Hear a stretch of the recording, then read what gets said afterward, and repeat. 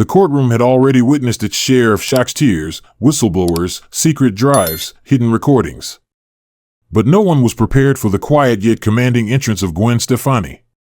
Cameras weren't allowed inside, but everyone present would remember the moment she walked in, escorted by federal marshals, carrying something tightly wrapped in black velvet. At first, people thought it was a mistake. Gwen Stefani, the singer, the fashion icon, what could she possibly have to do with the Diddy trial? But the whispers stopped the moment the judge looked up, blinked twice, and nodded to the bailiff. The clerk stood and announced, "The court recognizes witness Gwen Renee Stefani." She walked slowly to the witness stand, tension clear on her face, but it was obvious she was ready. Ready to speak. Ready to reveal something that would rattle this already staggering case. After being sworn in, she began softly, "I wasn't planning to be here today. But once I realized what I had, and who it belonged to, I couldn't stay silent." The courtroom held its breath. She recounted how, years ago, a personal stylist had worked with her on a few tours. The woman was private, soft-spoken, and carried an air of unease. She would flinch at loud noises, sometimes fall completely silent after a phone call. Gwen never asked why, and now, she regrets it. One day, the stylist vanished. No warning, no goodbye. Weeks later, Gwen found a small, old leather-bound planner in her belongings, wrapped in velvet. She didn't open it at the time. It didn't feel right. She waited for the stylist to come back.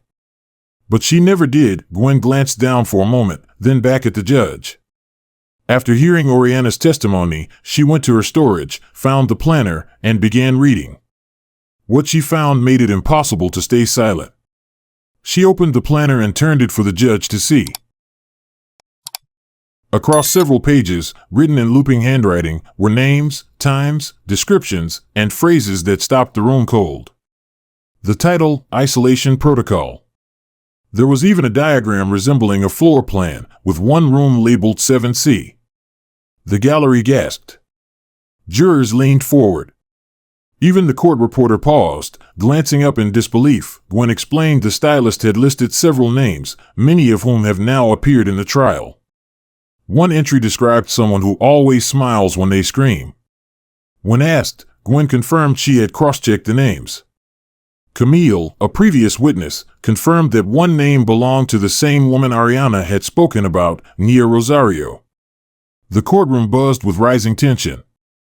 Gwen then said quietly, "There's more." One entry read, "He knows Ariana is asking questions. They're watching her. If I disappear, it's because she got too close to the truth." Gwen paused, then looked directly at Ariana Grande, who sat silently, her hands trembling in her lap. "I didn't realize until now," Gwen said. "She wrote this for Ariana. And Ariana never even knew." At that moment, the prosecution stepped forward to formally submit the planner as evidence. Gwen's voice remained steady. She risked everything to record what she saw. "I can't let her voice be buried." The defense tried to object, calling the planner hearsay, unverified, possibly fabricated, but the judge overruled instantly. The handwriting had already been authenticated by 2 previous witnesses. The location references matched known evidence. Those sworn in had described it all, and the court officially accepted Gwen Stefani's testimony as key evidence. She stood slowly, looking straight ahead, her voice firm. "I never thought I'd be part of something like this. But staying silent would mean protecting the wrong side." In that moment, Gwen Stefani, known globally for her music, fashion, and fame, became something else entirely, a witness, a messenger, and perhaps the most unexpected voice to break the silence surrounding the notorious Room 7C. No one in the courtroom, least of all Diddy, had anticipated her presence. Her appearance shifted the atmosphere entirely. The weight she carried, not just her celebrity, but the physical evidence in her hands, shook even the most composed observers. But what came next would cut even deeper. The planner wasn't just a journal, it was a map, a confession, a warning. Page by page, the court was being pulled into the labyrinth beneath Diddy's empire. Once the planner was formally entered into evidence, the prosecution asked Gwen for permission to display some of its contents. She agreed. The lights dimmed, and the first scanned page appeared, dated nearly 4 years prior, written in neat yet frantic handwriting. One line in red ink jumped off the screen: 7C is not a room. It's a sentence. A wave of gasps rippled through the courtroom. The page listed several names and initials, some previously mentioned in testimonies, but two stood out as new: SC and GM, each marked with the phrase "handled personally." Architect present. Gwen leaned into the microphone and explained that the woman who wrote the planner had once confided in her during a long flight. Not all people involved were random. Some were invited for calculated reasons. They were either expendable or leverage. Gwen's voice trembled slightly as she explained, the architect wasn't just a man. He was a code, a symbol of control. He appeared only when someone got too close to the truth. When asked if she'd ever seen someone who matched that description, Gwen paused, searching through her memories. "Yes," she said quietly. "I didn't know it then. A man who always wore the same watch, never smiled, never introduced himself. But he was always there, at every after-party, always close enough to Diddy to whisper in his ear." The court went silent. When asked if she could identify him in a photo, Gwen answered confidently, yes. The prosecution then displayed surveillance footage from a private event tied to Combs Global. In the background, the man stood, expressionless, watch visible. Gwen nodded. "That's him." The judge allowed the image to be entered under seal and turned to the jury. "This isn't the work of one man. What we are uncovering is a system." Then another page appeared, a timeline. It named an individual, showed a clock icon, and a series of arrows. One phrase stood out, entered at 11:42 p.m. No sign out. No exit record. No call allowed. Below it, in shaky handwriting, escorted by security. Ordered by D. The courtroom froze. Diddy's name wasn't hinted at, it was written, openly. The defense erupted, objecting loudly, "This is an unverified personal notebook, not sworn testimony." But the judge raised a hand and replied firmly, "We have corroborating testimony, matching event logs and audio." Overruled. Gwen asked to speak again. She leaned in, voice now steady. "She came to me once, shortly before she disappeared. She asked if I believed in justice. I said I did. She smiled and said, 'Good. Then keep this safe. One day it'll make sense.' I didn't know what she meant.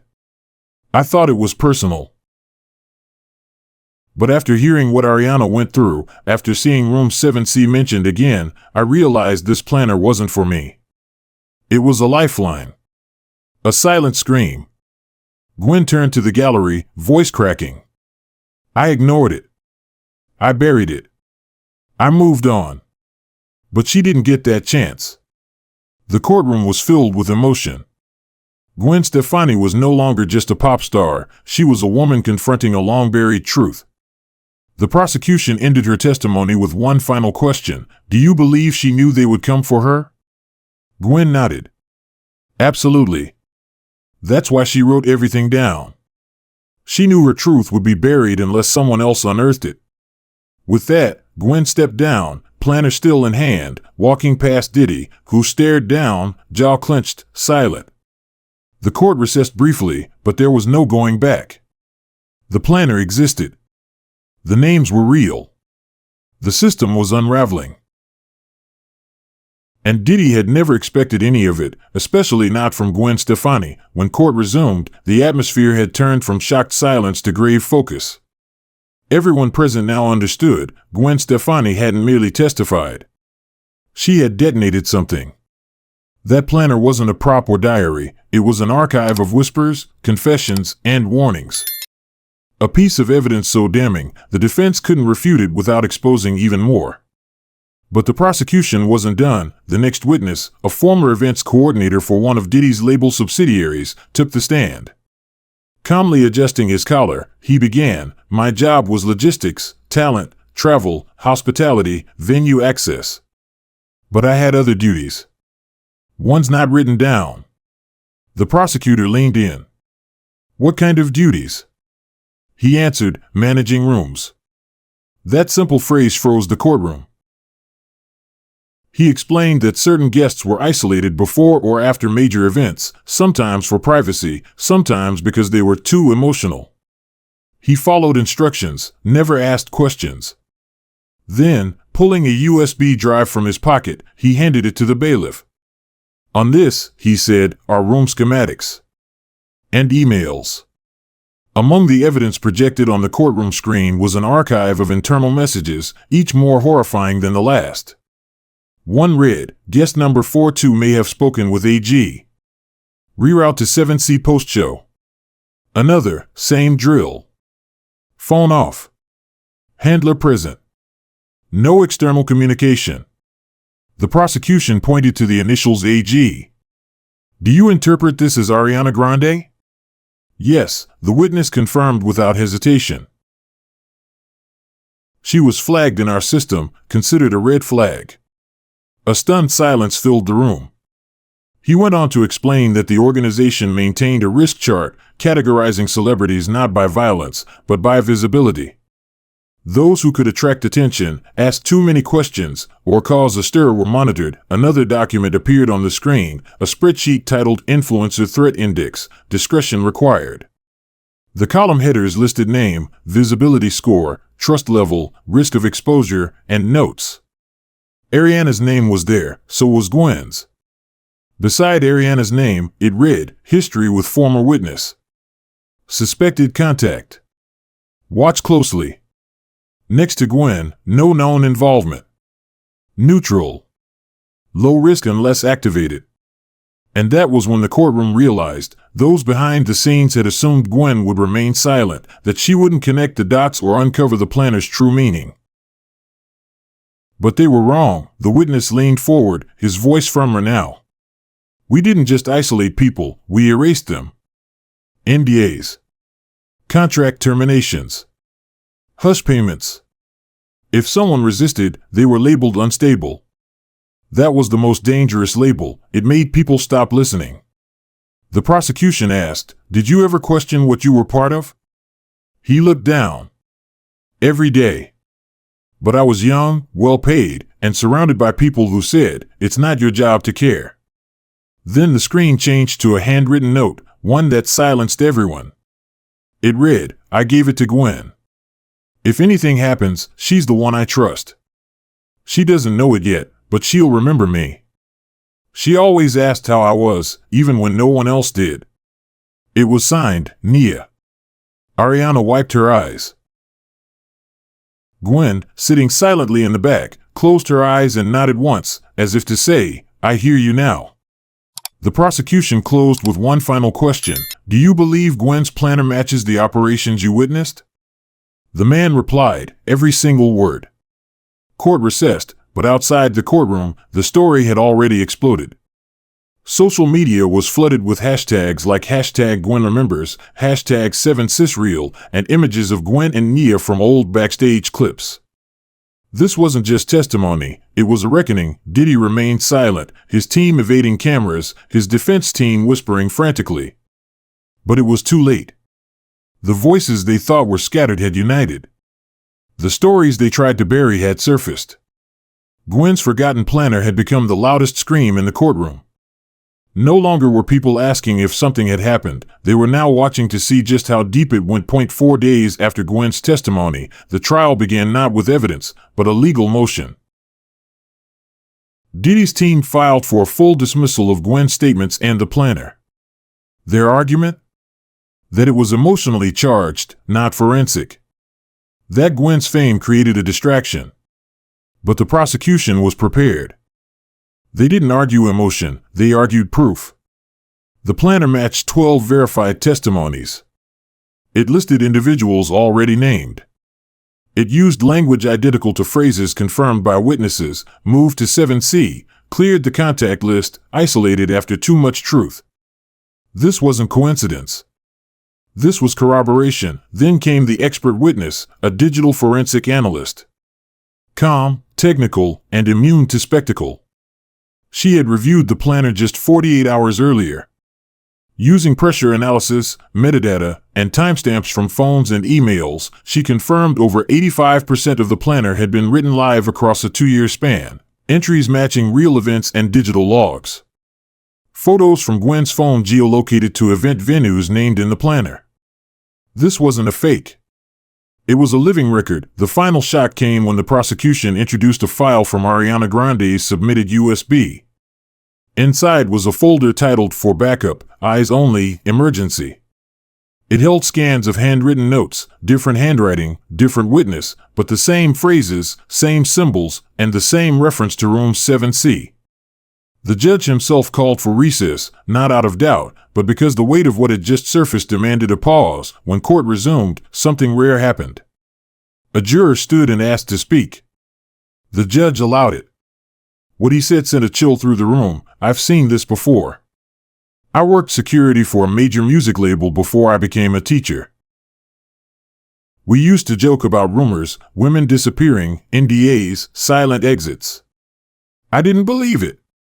But this trial, it's making me remember names, faces, stories. I just want to say, I believe them now." His words weren't evidence, but they pierced through doubt like a signal that real people were finally seeing the truth. The judge turned to the defense. "Still moving for dismissal?" Diddy's lawyer hesitated. "No, Your Honor." The motion was withdrawn. The trial continued. And in the back row, Gwen finally exhaled, but then came the unexpected. A court clerk handed the prosecution a sealed envelope, anonymously delivered that morning. On the outside, in handwriting, it read, "She wasn't the only one." Inside, 4 photographs. Blurred faces. Cropped frames. What began as a celebrity scandal involving Diddy transformed into a massive exposure of a secret system designed to silence and erase those who knew too much within the entertainment industry.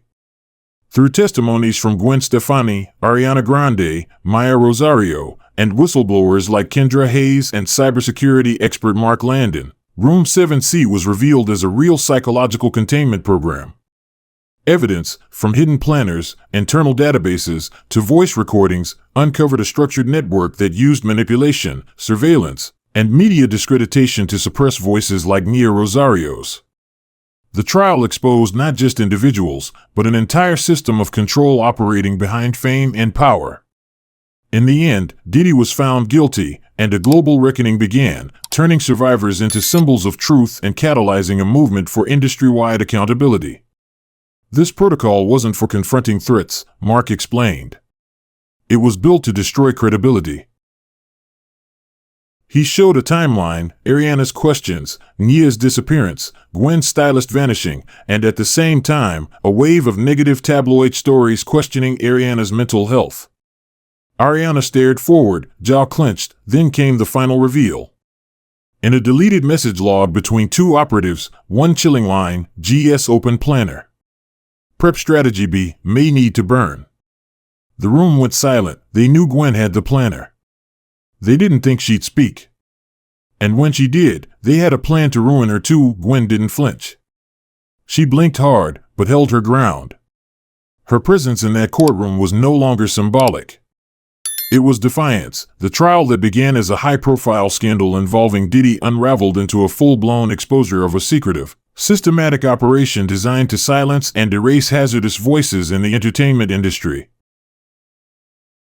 Room 7C, once dismissed as rumor, was revealed through testimonies, planners, voice recordings, and digital evidence as a real and terrifying mechanism of psychological coercion and containment. Gwen Stefani, Ariana Grande, and Maya Rosario stood at the center, each carrying truth, pain, and courage. Their bravery ignited a global reckoning, shifting public focus from celebrity drama to institutional accountability. With the help of whistleblowers, forensic analysis, and a final audio confession from Maya Rosario, the court found Diddy guilty on all counts. What began with a hidden planner ended with the birth of a movement, burning the blueprint of abuse and giving voice to the silenced. Thank you for watching. Please subscribe to follow the next dramatic and unexpected developments, and don't forget to leave your own opinions. Thank you. See you again.